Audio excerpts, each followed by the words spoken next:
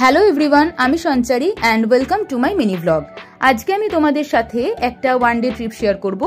কলকাতা থেকে মাত্র 140 কিলোমিটার দূরে অবস্থিত এই জায়গাটি শিলাবতী নদীর বহু বছরের ক্ষয় প্রক্রিয়ার ফলে গড়ে উঠেছে, যা the Grand Canyon of West Bengal নামে পরিচিত।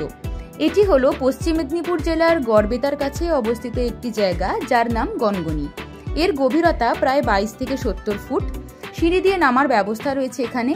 ড্রাই ওয়েদারে পুরো শিলাবতী নদীর পার অব্দি যাওয়া যায়।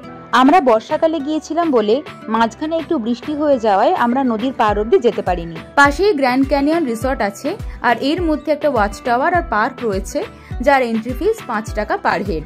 রিসর্টের পাশে সিঁড়ি দিয়ে নেমে গেলে রয়েছে the Grand Canyon of West Bengal পর্যটন কেন্দ্র। এখানে কোনো এন্ট্রি ফিস নেই, কার পার্কিং এর সুব্যবস্থা রয়েছে। আমি ভিডিওতে পার্কিং ডিটেলসও দিয়ে দেবো। ওয়ান ডে ট্রিপের জন্য গনগনি খুব সুন্দর একটা ডেস্টিনেশন। কলকাতা থেকে ভোরে রওনা দিয়ে দেন দুপুর নাগাদ গনগনিটা পুরো এক্সপ্লোর করে নাও। দেন বিফোর সানসেট বাড়ি ফেরার জন্য বেরিয়ে পড়ো।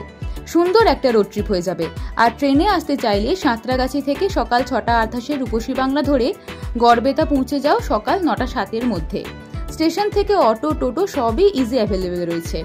আর ফেরার সময় গড়বেতা থেকে বিকেল 5:52 রূপসী বাংলা রয়েছে, যেটা রাত 9টার মধ্যে হাওড়া পৌঁছে যায়। ট্রেনে 3.5 ঘন্টার জার্নি। এর কাছাকাছি কিছু ভিজিটিং প্লেস রয়েছে, যেমন সর্বমঙ্গলা মন্দির, রায়কোট দুর্গ, কৃষ্ণনারায়ণজির মন্দির এক্সেট্রা। তোমরা চাইলে সেগুলো ঘুরে দেখতে পারো। আমাদের এরপরে কামারপুকুর যাওয়ার প্ল্যানিং ছিল, সেই ভিডিও লিঙ্ক আমি ডেসক্রিপশন বক্সে দিয়ে দিচ্ছি, চাইলে তোমরা সেই ব্লগটা দেখতে পারো। তোমরা যদি কেউ গনগনি গিয়ে থাকো বা যাওয়ার প্ল্যান করছো, then let me know in the comment section. যারা গনগনি গেছো তাদের এক্সপিরিয়েন্স আমায় কমেন্ট করে জানিও। And don't forget to subscribe my channel Eke Beke Bahudur and follow me on Instagram @sister Sanchari.